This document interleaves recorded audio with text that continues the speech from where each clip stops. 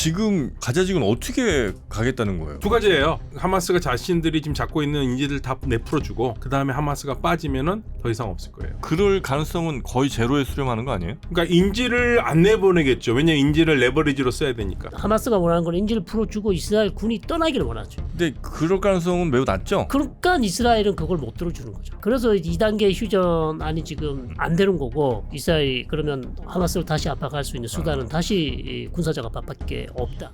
한숨을 돌리려면 인질을 다 풀어주는 게 제일 좋습니다. 적어도 이스라엘이 공습하는 거에 대해서 국제사회가 더 압력을 할 수 있어요. 자, 인질 다 풀어줬는데 그만해라 할 수 있죠. 하마스가 살 길은 인질을 풀어주는 게 가장 좋은 일입니다. 각 분야 최고의 전문가들을 모시고 그분들의 인사이트를 함께 나누는 시간 신과 대화. 오늘은 중동 지역 두 분의 최고 전문가들을 모시고 중동 지역의 여러 문제들 함께 정리해 보고 있습니다. 이제는 이스라엘과 하마스 그리고 아마 튀르키예 문제를 조금 본격적으로 다뤄야 될 시간인 것 같습니다. 자, 우리 성일광 교수님 또 박현도 교수님 이번 시간에 좀 잘 부탁드리겠습니다. 네, 감사합니다.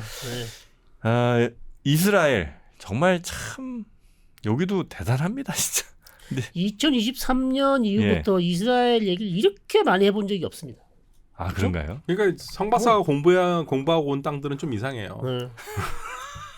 제가 이렇게 많이 불려다닐 줄 상상을 못했거든요. 이스라엘 하면서 누가 상상을 했겠습니까? 이스라엘의 그 가자지구가 예전부터 문제는 좀 많긴 많았었지만 그렇죠. 이렇게까지 지금 현재 가자지구는 거의 한번 싹 쓸은 거죠, 이스라엘이. 그렇죠. 싹 쓸었고 네. 건물 한 80% 없어졌고 80% 없고 사람이 살 수가 없는 지역이 됐습니다. 근데 지금 많은 사람들은 임시로 거주하고 있고. 네. 근데 이스라엘 지금 다시 들어가서 다시 또 작전을 시작했어요. 그러니까 하마스 완전 없애겠다. 네. 하마스만 없애는 게 목적이에요? 아니면 진짜 그냥 가자지구 있는 사람들을 다 일단은 하마스를 완전하게 소멸한다라는 게 이스라엘의 가장 궁극적인 목표인 것 같아요. 현재로서는. 하마스만 없으면 가자지구 사람들 알아서 잘 살아라 이거예요? 그렇죠. 하마스만 예, 없으면 일단은요. 누구라도 예. 다른 통치 온건파 PA라든지 팔레스타인 자치정부가 와서 통치를 하면 훨씬 나을 것이다. 그래서 지금 요르단 쪽에서 나오는 얘기가 요르단에서 아직 확인을 안 해주고 있는데요. 하나의 보도가 있는 게 뭐냐면 요르단 쪽에서 하마스가 한 3,000명 정도 되는 걸로 추산을 하더라고요. 하마스 이렇게 그 조직원들이 네네. 예. 걔네들을 전부 다 가자에서 빼내야 된다. 그래야지만이 전쟁이 끝난다. 요르단에서 그런 얘기가 지금 나와요. 네. 미확인인데 요르단에서 그거를 제안하고 있다는 얘기가 나옵니다. 그러니까 하마스가 빠져야지만이 그래도 만약에 하마스가 빠지면 이스라엘이 더 이상 때릴 명분은 없잖아요. 네. 예, 그거가 하는 게 좋으니까 나와야 된다라는 얘기가 나오고 근데 있어요. 문제는 하마스가 안 나가는 게 문제죠. 그러니까 안 나가니까 하마스도 나갈 생각은 전혀 없죠. 그렇죠. 가자지구 사람들은 하마스를 좋아해요? 말을 그거는 못하죠. 여론조사를 다시 해봐야겠지만 네. 이제는 많이 안 좋아할 가능성 절반 정도 아니면 오히려 싫어하는 사람이 더 많이 그러니까 만약에 네. 그 가자 사람들한테 정말 자유로운 선택권을 줬었을 때 그래도 하마스를 지지한다면은 방법이 없겠지만 저는 그러지는 않을 거라고. 그 사람들도 물론 이제 종교도 굉장히 중요하고 다른 외세에 저항하는 것도 중요하긴 하지만 당장 먹고 사는 문제에 있어서 너무 힘들게 하니까. 그렇죠. 그러니까 지금 그 문제가 뭐냐면요. 그러니까 트럼프 대통령이 가자를 리비에라로 만들겠다. 예, 휴양지로 만들겠다. 네. 그러면서 팔레스타인 그 가자에 있는 사람들을 전부 다 외국으로 내보내겠다 했었을 때 놀래가지고 아랍 국가들이 이집트가 중심이 돼서 새로운 안을 냈어요. 가자 사람들은 그대로 살고 그 대신 우리가 보니까 월드뱅크나 EU에서 계산하는 거 보니까 530억 달러가 필요하다. 그래서 530억 달러를 드는 재건을 하겠다. 나쁘지 않죠? 네. 근데 미국과 이스라엘이 안 받았어요. 그 안을. 왜? 예, 근데 그 안을 안 받은 가장 큰 이유 중에 하나가 이스라엘 쪽에서라는 거. 그러면 거기 그 재건한 그 새로운 가자에 누가 통치할 것인가에 대한 얘기가 없고 하마스가 나온다는 얘기가 없다는 얘기예요. 그 부분이 너무 불분명하다. 미국, 이스라엘은 하여튼 하마스 안 빠지면 다른 건 뭐든 그렇죠. 못 받겠네요. 예, 그러니까 현재로서는 하마스가 빠지지 않으면 적어도 지금 문제가 해결될 수가 없어요. 그러니까 사실은 미확인된 요르단 측의 제안이 현실성이 있죠. 그럼 지금 가자지구는 어떻게 가겠다는 거예요? 어떻게 갈 수 있는 거예요? 지금 평화협정도 잘 안 되는 것 같고 계속 공습하고 사람들만 죽어 나갈 거고. 그러니까 두 가지예요. 하마스가 가지고 있는 하마스가 자신들이 지금 잡고 있는 인질들 다 내풀어주고 네. 산 사람이든 죽은 사람이든 다 주고 네. 일단 그게 돼야 되고 그 다음에 하마스가 빠지면은 더 이상 없을 거예요. 근데 그럴 가능성은 거의 제로에 수렴하는 거 아니에요? 그러니까 인질을 안 내보내겠죠. 왜냐하면 인질을 레버리지로 써야 되니까. 네. 인질을 다 주면 우리 그럼 가만두지 않을 거 아니냐. 네. 근데 사실은 이제 거기에 비극이 있는데 사람 목숨 갖고 장난하면 안 되죠. 흥정하면 안 되는데 하마스가 그걸 하고 있고. 하고 있죠. 예. 그러니까 이스라엘로서는 인질을 풀어주면 이제 하마스가 원하는 건 인질을 풀어주고 이스라엘 군이 떠나기를 원하죠. 완전히 가자지구에서 이스라엘군 떠난다. 네, 그걸 지금 원하고 있어요. 근데 그럴 가능성은 매우 낮죠. 그러니까 이스라엘은 그걸 못 들어주는 거죠. 그래서 2단계 휴전안이 지금 안 되는 거고. 그러니까 이제 이스라엘이 그러면 하마스를 다시 압박할 수 있는 수단은 다시 군사적 압박밖에 없다. 이스라엘은 그러면 가자지구에 자신들의 군을 좀 주둔시키는 걸 원해요? 하마스가 있는 한은 그렇죠. 그렇죠. 하마스가 있어서 언제 다시 부활할지 모르니까. 네, 그러니까 이번에도 그런 얘기를 합니다. 이스라엘 쪽 얘기를 그대로 전해드리면 자 1차 휴전의 조건 중에 하나가 이스라엘 군이 남북 가자를 잇는 느제림 회랑에서는 빠지되 남쪽에 라파 국경에 있는 그 필라델피 회랑은 남아 있고 그다음에 주민들이 많이 사는 지역에서 군대는 빠지기로 돼 있거든요. 그러면서 사람들이 다시 살 수 있잖아요. 그러면서 먹을 게 없잖아요. 그래 먹을 거 없고 집이 없으니까 이미시 집도 들어오고 그리고 구호 물품이 들어와요. 이스라엘 측 얘기로는 25,000대에 가는 트럭이 물품을 싣고 들어왔는데 그런데도 하마스에서는 인도적 위기가 있다고 계속 얘기를 하고 있다. 그 정도 물건이면 사람들이 인도적 위기가 될 수가 없다. 그러면 그건 뭐냐? 하마스가 물건을 빼돌리겠다는 얘기다. 네, 그리고 공공연하게 길거리에서 하마스 지도자라는 아이들이 또다시 우리가 제2의 10월 7일 이스라엘을 공격하겠다는 얘기를 하고 있다. 이거를 듣고 있는 이상 우리가 어떻게 가만두냐 이거죠. 아니 근데 그 다른 뭐 예멘 후티 뭐 이런 데 아닌 그 가자지구는 되게 딱 포위돼 있지 않아요? 네. 그래서 뭐가 들어가고 뭐가 나가는지를 사실 충분히 컨트롤 가능한 동네 아닙니까? 컨트롤하죠. 네. 근데도 하마스가 계속 무기를 어디서 갖고 와서 뭐 이렇게 저항하고 이게 가능해요? 아니 그러니까 구호 물품 들어오는 걸 빼돌린다는 얘기죠. 그러니까 그건 이제 빼돌리고 하마스가 힘이 좀 있으니까 그래도. 근데 무기를 숨겨놓은 무기가 지하 땅굴에 숨겨놓은 무기가 아직 남아 있죠. 바닥이 나지 않았죠. 근데 무기는 어디서 갖고 온 거예요? 그 하마스는? 그거 무기는 이제 이전에는 전쟁 전에는 가자지구에 지금 말한 필라델피 회랑이 있죠. 그 지하를 통해서 몰래 밀밀로 들어온 것들이 많죠. 자, 그럼 이제 가자지구 양쪽 가자지구를 둘러싼 양쪽의 주장 하마스는 야 니네 빨리 저 이스라엘군 철수해라. 그리고 우린 다시 여기에서 뭐 우리만의 좀 독자 세력을 구축하겠다. 요게 이제 바라는 거고 이스라엘은 니네 있는 한은 절대 이거 안 끝난다는 거고. 그렇죠. 사실은 일단은 한숨을 돌리려면 인질 하마스 그렇죠. 인질을 다 풀어주는 게 제일 좋습니다. 일단은 풀어줘야지. 적어도 이스라엘이 공습하는 거에 대해서 국제사회가 더 압력을 할 수 있어요. 자, 인질 다 풀어줬는데 그만해라 할 수 있죠. 그 다음에 이제 하마스는 두 번째 문제라가 되거든요. 근데 하마스가 이제 인질을 안 풀어주니까. 풀어주면 자기네 다 죽을 거라 생각하니까 안 풀어줘요. 그런데 하마스가 살 길은 인질을 풀어주는 게 가장 지금 좋은 일입니다. 아니 근데 그 트럼프가 대통령 되면서 저 바이든 저 능력 없는 바이든 때문에 저 이스라엘 전쟁 났지 저 우크라이나 전쟁 났지 내가 있었으면 절대 이런 일 없어 내가 정권 잡으면 바로 그냥 휴전이야 끝이야 평화가 찾아와 이런 얘기 했잖아요. 어쨌든 트럼프도 자기 말이 좀 먹히는 걸 보여주고 싶을 거 아니에요. 실제로 약간 휴전 비슷하게 가고 1단계 휴전은 성공한 했죠. 거죠. 근데 그걸 깼잖아요 지금. 2단계 휴전을 가는 게 왜 안 되냐면 이스라엘이 원래 처음에 1월 19일 날 3단계 휴전안에 합의할 때부터 2단계 휴전안에 들어있는 내용 자체가 이스라엘이 받아줄 수 없는 내용이에요. 1단계는 뭐예요? 1단계는 그냥 인질 막교환이죠. 인질 막교환. 33명 인질 풀어주면 거기에 하마스가 원하는 수감자들 다 풀어줬어요. 그건 했어요 서로. 그거는 다 성공했죠. 근데 2단계에서는 이스라엘 군을 완전히 빼야 된다니까. 이스라엘 군 빼야 된다. 그럼 그거 안 하면 하마스는 절대 인질 안 풀어준다고 얘기를 하고 있잖아요. 근데 그 2단계는 그럼 누가 합의를 한 거예요? 이스라엘도 합의를 했죠. 이스라엘 군 빼는 거에 대해서 3단계 합의를 했지만 그러나 그 합의가 좀 또 이면 합의가 있죠. 만약에 누구라도 한 사람이 이 합의가 중단이 안 되면 합의 이행이 안 되면 우리는 언제든지 전쟁을 제기한다라는 조건이 이미 들어가 있어요. 2단계가 이스라엘 군 철수인데 그 철수의 조건 이면에는 대신 뭔가 뭐 트러블 생기면 다시 언제든 들어갈 수 있다. 그렇죠. 그건 언제든지 그 트러블 해요. 총 3단계인데 1단계도 6주, 2단계도 6주 되는데 1단계 휴전은 그래도 제대로 서로 했어요. 근데 문제는 뭐냐면 1단계 시작하고 16일째 되면 2단계 협상을 시작하기로 돼 있는데 그건 해보지도 못했어요. 2단계를 들어갔어야 되는데 그걸 아예 못 들어갔죠. 그래서 이미 1단계 42일이 지나고 벌써 20일 보름이 지났어요. 근데 인지를 하나도 못 풀었어요. 그러니까 이스라엘로서는 자 우리가 2단계는 못 갔지만 트럼프가 제안한 1단계를 연장하는 방식의 그 휴전안을 될까 계속 기대를 하면서 기다렸는데 아무리 기다려도 안 되니까 더 이상 우리는 못 기다린다. 전쟁 재개. 이렇게 된 거죠. 근데 하마스 입장에서는 우리는 1단계 그래도 협상은 다 지켰으니까 2단계로 가야 된다 얘기를 하고 있는 거예요. 이스라엘의 잘못이 50% 있는 거죠. 그러면 네가 2단계 가기로 한 게 조건이 그건데 네가 지금 지키지 못할 조건을 합의를 한 거 아니냐.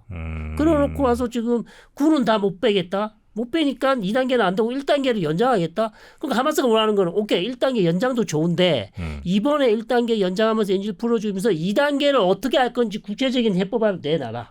그렇지 않으면 이번에는 1단계 연장 없다. 이게 이제 결렬된 이유. 이게 트럼프 대통령 같은 경우에는 그 얘기를 했죠. 휴전을 성공했잖아요. 아무튼.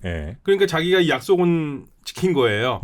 그런데 휴전 성공한 다음에도 트럼프 대통령이 뭐냐면 이게 항구적으로 갈 것 같지 않다고 부정적인 얘기를 했었어요. 그러니까 일단 언론의 스포트라이트는 받았습니다.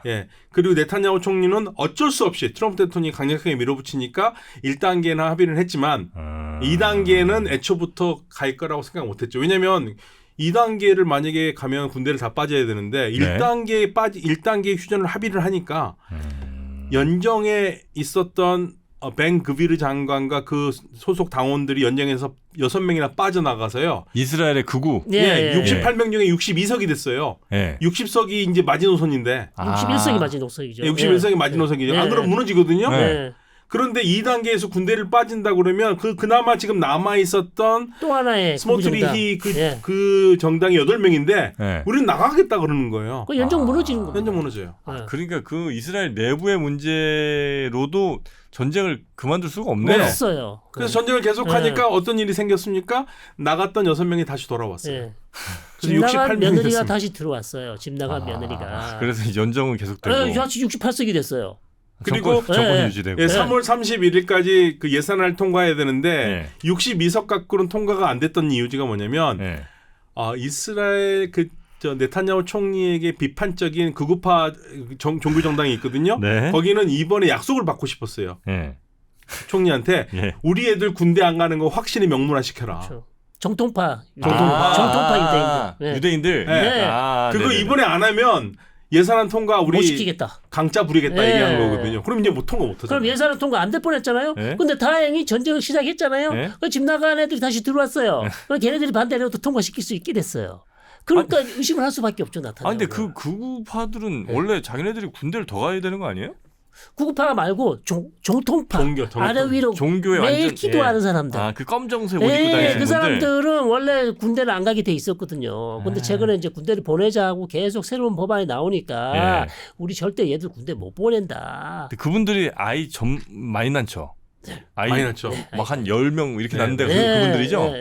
근데 문제는 3월 30일까지 예산을 통과를 못하면 이스라엘은 정권이 붕괴돼요. 내각이 붕괴돼요. 그러니까 또 법상. 나타냐후 몸조심을 할 수밖에 없죠. 3월 31일까지는. 몸조심하는 게 전쟁 계속하는 거. 전쟁을 계속하고 그렇죠. 어쨌든 예산을 통과시킨 다음에 이제 뭐 말 안 되는 애들 좀 나가려면 나가 이렇게 할 수 있는 거죠. 예산안까지 통과시키고. 더군다나 총리 지금 그 카타르한테 돈 받은 게 지금 보도가 되기 시작했잖아요. 누구한테 돈을 받아요? 카타르 게이트. 카타르? 6,500만 달러. 우리 돈은 950억 원입니다. 뭘 뭐 한다고 그렇게 크게 받았어요? 채권들이 받았죠. 그래서 그 월급을 거기서 해결했다는 얘기가 있어요. 월급? 네. 그러니까 총리실 보좌관의 월급을 적성 국가의 돈을 받아서 월급을 줬다. 이런 얘기가 되는 거예요. 월급을 나라에서 나오는데 왜 그걸? 그러니까 아무도 지금 이해를 못하는 거예요. 이게 도대체 어느 나라 이게 뭐 어느 나라인지. 더 문제는 그걸 조사하고 있던 신베트 이스라엘의 그 국내 정보. 국내 정보, 그러니까 미국으로 치면 FA 정도 될 것 같아요. 예. 거기가 조사를 했는데 치고 들어오니까 그 국장을 잘랐어요. 거기 이스라엘 역사상 헌정사상 처음이에요. 그러니까 우리도 조금 엉망이라고 생각하는데 뭐 얘기 들어보니까 위로가 막상 좀 막하예요. 위로가 돼요. 위로가 좀 되네요. 막상 막합니다. 아이고, 거기서 참. 멈추지 않아요 지금. 적성 국가에서 돈 받아서 공무원 월급을 준다. 그런 거 이게 도대체 이게 무슨 일인가 싶어요 지금. 그러니까 예를 들면 뭐 좀 비슷하진 않지만 우리나라 대통령실이 저 러시아에서 돈 받아갖고 그 비서실장 월급 주고 이랬다는 거 아니에요? 북한에서 돈 받아서 월급 줬을 수도 있어요 지금. 그런 판입니다. 러시아에서 지금. 받으면 또 양반이죠. 북한에서 받아가지고 할 수 있다는 얘기죠. 근데 북한은 돈도 없잖아요. 돈도 없죠. 예. 알겠어요. 하여튼 그래서 지금 이스라엘은 내부적인 원인으로도 전쟁을 계속 할 수밖에 없는 상황이고 전쟁 그만두면 계속 저 좀 정통파들 뭐 극우 이런 애들 다 빠져나가니까. 하여튼 연정 지키기에 모든 것을 올인하고 있어요. 네. 그러니 엉뚱한 저 군인들만 가서 맨날 고생하고. 진짜 그러니까 지금 예비군들이 시위할 판입니다. 도대체 전쟁을 언제까지 할 거냐? 뭘 위해서 하는지도 잘 나중에 그러니까요. 길어지면 전쟁의 그렇게. 목표, 목적도 없어요. 그러니까 이스라엘 신문에서 그 굉장히 진보적인 신문은 아닌데 거기서 뭐라고 그러냐면요. 그래서 공격을 해서 트럼프 그 네타냐후 정권은 연장이 됐는데 네? 문제가 없는데 그러면 우리 이스라엘은 어떻게 되는 거냐? 그 문제를 물어보고 있어요. 그러니까 당신의 정권 연장이라는 게 이스라엘 국익에 맞는 거냐 이게 문제. 네, 그 문제를 하고 있고 그다음에 제일 속 터지는 사람들은 하마스의 가족을 뺏긴 사람들이잖아요. 인질들. 그렇죠. 59명 정도가 남아 있다고 보는데 거의 다 죽었다고 봐야 돼요. 한 20명 정도는 살아 있다고 봐요. 예. 네, 33명은 일단 죽었다고 얘기가 59명 중에 나오더라고요. 20명 정도 살아 있다. 그래요? 예. 그들이 살아있다 뭐 이런 건 계속 좀 보여줘야 되는 거 그렇죠. 아니에요? 하마스가 계속해서 이제 영상을 찍어서 보내죠. 보내주긴 네, 해요. 그게 심리전으로 그렇게 또 하죠. 네. 아니 그러면 여기는 해법이 지금 마땅한 게 뭐예요? 그러니까 하마스가 양보하는 거 말고는 해법이 없는 거예요? 없습니다. 네, 그래서 현재로서는. 제가 볼 땐 최근에 이스라엘 또 참모총장을 자르지 않았습니까? 예. 그래서 나타냐후 측근 참모총장을 새로 임명했어요. 참모총장 또 잘랐어요? 예, 군 참모총장을 잘랐습니다. 전쟁 중에 장수를 바꿨어요. 그래서 자른 이유 중에 하나가 지금 이 새로 임명된 참모총장이 나타냐후와 아주 가까워요. 그러니까 이전에 참모총장은 나타냐후 시키면 잘 안 하고 개겼거든요. 버텼습니다. 네네. 시킨다고 다 하지 않습니다. 이스라엘은. 근데 쿵짝이 잘 맞아서 지금 이스라엘 쪽에서 나오는 얘기는 가자 지구에 오랫동안 머물 줄도 모르는 그런 작전을 수행할 가능성도 있다. 이스라엘 군이. 이스라엘 군이 그렇게 있고 예를 들어 주둔하는 게 혹시 국제법상 불법은 아니에요? 불법이죠. 불법이에요? 네, 문제 되죠, 당연히. 뭐 이렇게 합법적인 게 없어 다. 거기다가 가자 주민들에게 인도적 지원 물품을 나눠주는 거 있죠. 그걸 지금은 미국 회사들이 하고 있거든요. 국제상 뭐 유엔이나 이쪽에서 그걸 이스라엘 군에게도 그걸 시켜야 된다라고 이제 주장하니까 이전에 있는 참모총장은 그거는 이스라엘 하마스 게릴라들이 와서 이스라엘 군을 공격할 수도 있는데 인도적 지원품 가자 주민들 어떻게 나눠주냐? 그거는 미친 짓이다. 그렇겠네. 그렇게 얘기했는데 지금 참모총장 그것도 할 수도 있다. 이스라엘 군이 직접 가서 사실 굉장히 위험하죠.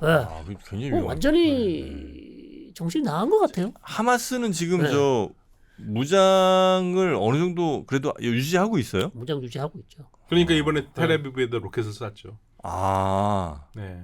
그래요. 네. 그래서 제일 좋은 방법은 사실은 하마스가 절대 그러지는 않겠지만 제가 봤을 때는 방법은 하나밖에 없어요. 일단은 인질을 다 풀어줘야 돼요. 그래 인질을 풀어줘야지 이스라엘의 공격에 대해서 국제사회가 그만하라는 말도 할 수 있고 미국도 그만하라는 말 할 수가 있어요. 근데 인질을 풀어주지 않은 상태에서는 해결되지 않을 거고요. 더 좋은 거는 그 다음에 하마스가 말 그대로 그냥 우리 팔레스타인 사람들에서 우리가 잠깐 나가겠다고 떠나 있는 게 제일 좋아요. 그러면 뭐 저보고 꿈을 꾸고 있다고 할지 모르겠지만 그래야지 솔직히 막말로 해가지고 하마스가 있는 상태에서 이스라엘 군들이 들어오면 이스라엘 군 통치가 시작될 거 아니에요. 네네. 그거보다야 차라리 하마스 없이 팔레스타인 사람들의 군대는 뭐 갖지 못하더라도 자신의 자치 정부를 갖는 게 거기서 시작하는 게 중요하거든요. 근데 처음부터 다 갖추고 할 수는 없거든요. 근데 그런 현실적인 그림을 못 그리고 있고 더 문제는 뭐냐면 지금 요르단강 서안에 있는 팔레스타인 자치정부에서 아무것도 안 해요. 마흐무드 아바스 이분이 90살 되시는 분인데 여전히 대통령으로서 뒤에서 마쿠 실력자로서 움직이고 있고 할 수 있는 게 없죠. 사실. 그러니까 이게, 네. 이게 총체적 난국이에요. 이게 하마스 쪽만 문제가 아니라 요르단강 서안도 문제예요. 뭐 어떤 분들은 이거 가지고 그래 이스라엘이 그랬겠니까 그렇다고 하지만 아니 그렇다고 하더라도 자신들이 이끌어갈 수 있는 기반을 만들어야 되는데 그걸 전혀 못 만들었고요. 저 이런 얘기하니까 이제 팔레스타인 독립운동 하시는 우리 이제 지지하시는 분들한테 엄청난 욕을 먹겠지만 네. 너무 답답해서 하는 얘기예요. 어쨌든 사람들이 살아야 되는데 그렇죠. 그게 우선일 텐데. 네. 알겠습니다. 하여튼 이스라엘은 지금 현재 가자 지구에 대한 이제 다시 공습을 시작한 상황이고 네. 지상군도 당연히 지상 들어갔어요. 들어가 있고요. 예, 이게 네. 이제 더 확전되냐 안 되냐 네. 그거만 남아 있죠. 사상자 나온다는 뉴스가 나올 거는 사실 거의 시간 문제라고 봐야 되겠군요. 예, 지금 그래서 지상군 거의 뭐 들어갔어요. 4만 5천, 5만까지 이제 갈 수 있는 거죠. 주민들은 계속 네. 죽어날 거고요. 그러니까 적어도 이 상황은 예산안이 통과되는 3월 31일까지는 계속되지 않을까. 네. 자, 이스라엘의 또 가자지구 요 이슈 좀 저희가 좀 살펴봤고 그다음에 튀르키예가 아주 골치 아픈 모양이던데. 아주 뭐 가관입니다. 튀르키예 아주. 아니, 튀르키예는 뭐 어떻게 되는 거예요 지금? 그러니까 이제 에르도안 대통령의 가장 유력한 정적이 될 뻔한 이스탄불 시장을 예. 테러와 뭐 테러 모의 혐의로 갑자기 들이닥쳐가지고 검거를 해버렸어요. 저 튀르키예 수도가 이스탄불인데 이스탄불이 우리나라 따지면 진짜 서울인데 그렇죠. 서울시장을 잡아갔다고요? 서울시장을 아무런 근거 없이 예. 갑자기 잡아 가둬버렸습니다. 에르도안과 꽤 그래도 라이벌처럼 될 라이벌이죠. 가능성 있는 사람인데 차기 에르도안을 이길 수 있는 야당 네, 대권주자. 대권주자. 그렇게 잡아가는 게 너무하는 거 아니에요? 뭐 중동에서는 충분히 가능합니다. 아, 그래요? 불법이 난무한 곳이 중동이기 때문에. 근데 제일 안타까운 게 네. 튀르키예가 그래도 세속주의를 표방하면서 1923년에 공화정으로 시작해가지고요. 네. 나름 굉장히 그 민주주의의 성지로서 중동 국가 중에 굉장히 그럼요. 굉장히 그렇죠. 돋보이는 예. 뭐 가장 뭐 쿠데타는 많이 나긴 했지만 한때 그랬죠. 예. 네. 튀르키예는 그 민주주의의 모범국이었죠. 이슬람 국가 중에서 민주주의를 이렇게 모범적으로 잘할 수 있다. 네. 하는 그 아주 가장 좋은 예를 이제 튀르키예를 들었었거든요. 그러니까 그 튀르키예가 한 네. 5년 10년 전 어쨌든 이제 거기 뭐 제조업들도 좀 있고 네. 뭐 나름 뭐 경제적으로 뭐 부침이야 있었겠습니다만 그래도 나름 괜찮게 가던 나라 아니었어요? 괜찮았어요. 근데 이제 2003년 에르도안이 집권하기 시작하거든요. 예. 초반에도 괜찮았어요. 예. 많은 정치학자들이 지금 굉장히 자기 발등을 찍으면서 후회하고 있는 게 에르도안이 이럴 줄 몰랐다 얘기를 다 하는 거예요. 에르도안을 민주주의의 또 대표적인 지도자로들 다들 꼽았고 튀르키예 민주주의 앞날은 밝다고 그랬거든요. 네네네. 그런데 이 사람이 장기 집권을 하기 시작하면서 그러니까. 완전히 엉망이 되어버렸습니다. 이게 초반에는 뭐 나름 뭐 잘했다고 평가가 있었던 것 같은데 그렇죠. 한 10년 넘어가고 하면 이제 네. 어쩔 수 없나 봐요. 사람이. 경제도 좋았고요. 23년이에요 지금 맞죠? 예. 23년 집권입니다. 23년 동안. 이게 말이 됩니까? 2003년부터 22년. 왕인가요? 그 중간에 한번 무슨 쿠데타 비슷한 것도 한번 했었죠. 예. 아니 그 더 재밌는 건 쿠데타보다도 네. 총리제인데 총리제로 해서 대통령제로 바꿔서 대통령이 네. 됐죠. 예. 원래 총리제 내각제였어요. 내각제였는데 그걸 네. 대통령제로 바꿔서 본인이 대통령이 본인이. 되고. 예. 그냥 본인이 이제 황제가 되고 싶은 네. 거. 그렇죠. 그리고 또 삼성계약 같은 것도 있는 것도 자기가 또 그걸 또 편법을 해서 다 통과하고 음. 또 이번에도 이제 2028년에 대선이 네. 있는데 네. 그걸 또 피하기 위해서 미리 대선을 내년에 하려고 그랬고 거기에 가장 지금 걸리적거리는 게 지금 이번에 그 체포된 총리입니다. 근데 그 총리를 체포하는 것도 말도 안 되지만 예. 이 사람이 원래 이스탄불 대학교 졸업장이 있거든요. 예. 예, 그 졸업장을 무효시켰어요. 튀르키예는 대학 졸업장이 없으면 대통령 선거에 못 나와요. 아 진짜요? 뭐 재밌네요. 예. 오늘 제일 재밌는 예. 포인트. 그래서 이스탄불 와. 대학교 졸업장을 그 학교에서 무효화 시켰어요.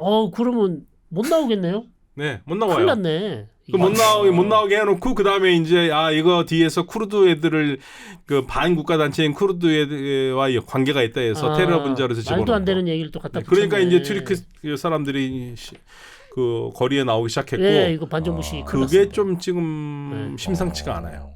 아니 어느 정도 해야 사람들도 그런가 뭐 얘기하는데 이 정도면 너무 눈에 보이고 너무 말이 안 되죠. 지금 21세기에 과연 이런 게 가능한 것도 참 이해가 안 되고. 그래서 지금 반정부 시위에 이스탄불의 그 대도시 중심으로 많이 네, 벌써 벌써 나오고 있죠. 벌써 있어요. 근데 이제 강경 진압할 거 아니에요. 그럼 또 그다 사고 터지고 그렇죠. 네, 그렇죠. 그럼 이제 더 흥분한 예. 국민들이 쏟아져 나올 가능성이 그렇죠. 높은 그러면 이제 상황이 걷잡을 수 없는 상황으로 갈 수 있는 거죠.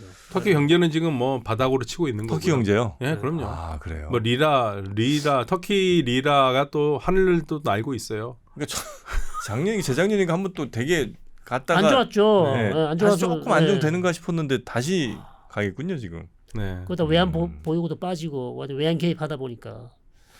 아니 그 한참 왜 저 터키 저 돈같이 떨어질 때 왜 러시아에서 와서 막 저 여기저기 부동산 산다 이런 얘기 좀 많이 있었는데. 그렇죠. 다 그 러시아 부자들 다 덜기로 가지 않습니까? 다 근데 두바이로. 네. 그래요. 그냥 지금 전체적으로 튀르키예도 이제 그 전국이 안개 전국으로 들어갔고요. 네. 이란 같은 경우에도 지금 나오는 얘기가 유럽 국가들이 자국민들 지금 나오라고 얘기하고 있어요. 이란에서. 아, 그래요. 그건 좀 심각하네요. 예, 있는 사람들 빨리 나와라. 오. 더 들어가지도 말고. 그럼 뭐 군사적인 충돌 뭐 이런 거 예, 하는 거 아니에요? 그 고민하고 있는 거죠. 그러니까 뭐 지금 중동에서 정상적으로 운영되는 나라들이 사우디아라비아 비롯해서 이미 걸프에 있는 아랍 국가들 산유국 외에는 지금 거의 없어요. 시리아는 뭐 지금 나라라고 할 수도 없고요. 네네. 튀르키예 지금 난리죠. 이란도 지금 미국과의 지금 부서져 있죠. 이런 시그널들이 사실 있으면 뭐 몇 개월 내에 그런 유혈 사태나 뭐가 터지더라도 사실 이상한 게 아닌데 예. 이렇게 또 우리가 잘 신경 안 쓰다가 갑자기 이제 그때 돼서 야 유혈 사태가 도대체 왜 터진 거야 그렇죠. 이렇게 생각만 하면 안 되고 지금 미리미리 좀 준비를 하고 네, 알아야 되는데 네. 또 아이. 레바논도 헤즈볼라가 아직 완전히 조용하지 않으니까 네네네. 예, 이스라엘과도 부딪히고 있고. 예. 그러니까 뭐 중동 전체가 지금 그 이스라엘부터 해가지고 보통 우리가 근동이라고 하는데 네. 유럽에 가까운 동쪽이 지금 다 난리예요.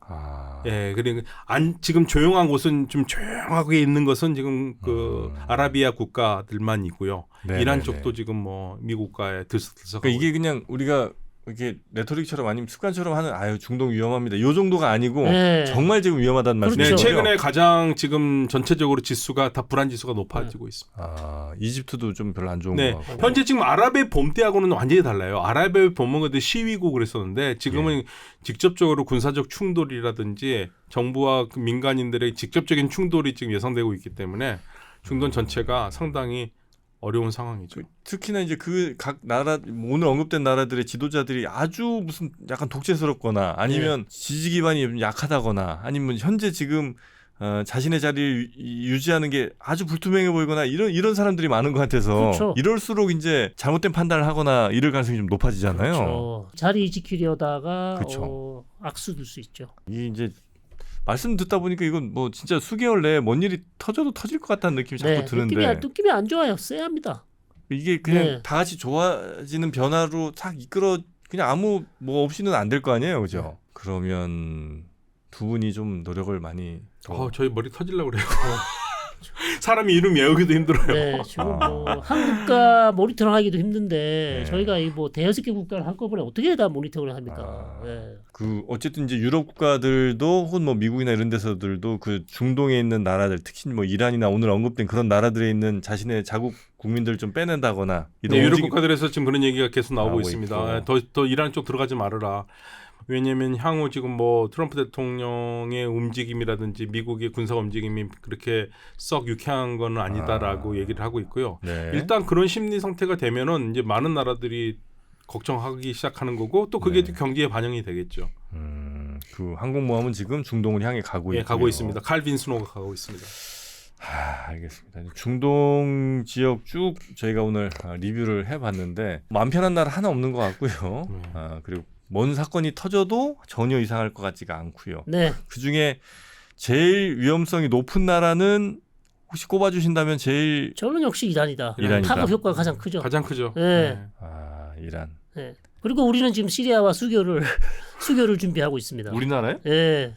지금? 예, 수교 거의 될 가능성이 높죠. 지금 시리아 현 정부랑? 왜냐하면 이제 수교를 해놓으면 네. 걔네들이 뭐 어떤 정부든 간에 정부 연속성이라는 게 있기 때문에 다른 애가 들어오더라도 한국과의 관계는 계속할 가능성이 있다는 얘기죠. 원래 시리아는 북한이랑 수교 굉장히 친했죠. 우리가 근데- 수교를 하지 못했던 국가입니다. 북한하고 네. 친했던 애들이 나갔으니까. 예. 그러니까 지금 이제 수교하려고 한다는 예, 거예요. 지금 상당히 우리 외교부에서 공을 들이고 있습니다. 그 시리아에서는 한국하고 네. 하면 좋죠. 얻을 게 많다고 생각하니까. 그럼 이제 수교하면 거기에 이제 대사관 차려야 될 거 아니에요. 그래 당장 못 들어가죠. 당장은 못 들어가고 레바논에서 한다든지 해서 어쨌든 뭐 안정화가 되면 들어갈 수 있죠. 네네네. 여튼 시리아의 상황 상당히 그 무정부 상태, 거의 국가라고 볼 수 없는 상태다. 현재로서는 네, 불안하죠. 쿠르드 문제도 뭐 거기 튀르키예, 시리아, 이란 이렇게 다 걸쳐 있는 문제죠. 그렇죠. 우리 이라크 얘기는 안 했는데 이라크도 또 중요합니다. 사실. 그러니까 이라크는 지금 어떤 네. 압박을 받고 있냐면요. 네. 이란으로부터 전력을 받고 있었어요, 가스를. 아. 근데 그거를 미국이 끊어라, 받지 말아라. 네. 네. 원유는 일단 조금 허락해주고 네. 네. 압박을 해서 네. 이라크가 지금 이란과의 관계가 묘해졌고요. 예, 미국 말 안 들을 수가 없으니까. 예, 그래서 지금 이라크에서도 지금까지 친이란 정치인도 있지만 또 반이란 정치인들도 있거든요. 반이란 정치인들이 다시 좀 들어오려고. 네. 예. 거기에 또 투르키예가 들어가서 네. 이라크에서 이란 세력을 밀어내고 본인들이 지금 반이란 이라크 세력들과 함께 연대를 하려고 하고 있습니다. 그 튀르키예가 자꾸 그 예전 네. 오스만 투르크 시절로 맞습니다. 돌아가고 예, 싶어. 예. 왜냐하면 이라크도 오스만 제국이 지배하던 곳입니다. 네. 그게 에르도안이 원하는 거예요. 신오스만주의. 신오스만주의. 예, 아니, 그거 그게 그대로. 될 법한 얘기인가 싶은데. 그런데 근데 꿈을 꾸고 있어요, 그런 꿈을. 엄청난 자원과 지금 돈을 투자를 하고 있어요, 실제로. 튀르키예가 예, 엄청나게 투자를 하고 경제 상황도 안 좋은 나라인데 네. 뭐지? 근데 어, 이란 같은 네. 경우에는 이라크가 왜 중요하냐면 이라크가 마지막 남은 보루예요. 이란의 마지막. 그러니까 이란이 영향력을 바깥으로 투사를 했던 것 중에 뭐 팔레스타인 문제를 그 팔레스타인 독립을 위해서 그랬다고 하기도 하지만 그 그림을 자세히 보시면 네. 그 포인트를 해줘야지만이 이란 입장에서 외국의 적이 이란으로 직접 공격을 안 하는 거죠. 들어오기 전에 쉽게 말하면 차단막을 만들어 놓은 거죠. 네. 프론티어 전방 전략, 프론티어 전략이라고. 네, 그래서. 이란. 근데 이제 다 무너지고 이제 이라크 하나 남았는데 이라크까지도 그 무너지면 이란으로서는 굉장히 골치 아프니까 그래서 나오는 얘기가 앞으로 마지막 전장터가 이라크가 될 가능성이 있다는 얘기가 그래서 나오는 거예요. 이라크는 지금 정부가 좀 잘 운영돼요? 잘 안 돌아가죠. 이라- 왜냐면 예. 오랫동안 민주적인 정부를 이끌어온 힘이 없잖아요. 독재. 예. 그러다 보니까 개발 프로젝트도 문제가 생기고 개발을 한다고 그러면 전부 다 그 돈을 거기 여기저기서 빼먹기 바쁘고. 빼먹기 해가지고 네. 제대로 되는 것도 없고 이번에 이제 파우 항구가 새로 뭐 열리긴 하는데 굉장히 오래 걸렸고요. 예. 진짜 그런 거 보면 참 우리나라는 어떻게 잘 왔어요. 지난 한 5, 60년 동안. 네. 네. 국민의 저력으로 잘 왔죠. 네. 대단한. 이번 위기만 잘 극복하면 이번이면 잘 됩니다. 극복하면 정말 네. 우리가 퀀텀 점프를 할 수 있을 것 같은데. 네. 중동 문제 고민하시다가도 쉬는 시간 계속 우리나라 국내 문제 아주 골치가 또 아픕니다. 하여튼 요 방송 업로드되는 그 시점에는 제발 문제가 좀 해결되기를. 네. 네, 해결이 바라네. 돼가지고 우리가 좀 뭐 저렇게 진단을 했어 욕을 좀 먹었으면 좋겠습니다. 알겠습니다. 자, 오늘 중동 총체적 난국입니다. 정말 가자지구만 난리가 아닌 이 상황. 오늘 아마 방송 들어보시면 도대체 뭐 중동은 어떻게 지금 돌아가고 있나, 이게 나라들인가 싶은 생각이 드실 수도 있을 텐데 어쩌면 현실은 훨씬 더 가혹할 수 있습니다. 중동 문제 한번 저희가 잘 정리를 해봤고요. 아마 워낙 급변을 하고 있어서 이런 내용들이 또 뭐 보름 한 달 후엔 또 완전히 또 바뀌어 있을 수 있으니까요. 네. 또 그때 우리 교수님들 모시고 이야기 한 번씩 이렇게 나누면 좋을 것 같습니다. 자, 오늘 함께해 주신 두 교수님들 대단히 고생 많으셨고요. 우리 유럽에서 저 유튜브 채널 한 번만 말씀하시고 마무리하겠습니다. 헬로메나. 지금 너무 잘 되고 있습니다, 여러분. 잘 되기는 매 조회수가 많이 너무 들어와 없더만. 주십시오. 지금 3% 때문에 거의 2만에 가깝습니다, 여러분. 파이팅입니다. 네. 알겠습니다. 더 잘 되시길 바라겠고요. 네, 네. 자, 오늘은 여기서 마무리하겠습니다. 두 분 대단히 고맙습니다. 고맙습니다. 네, 감사합니다.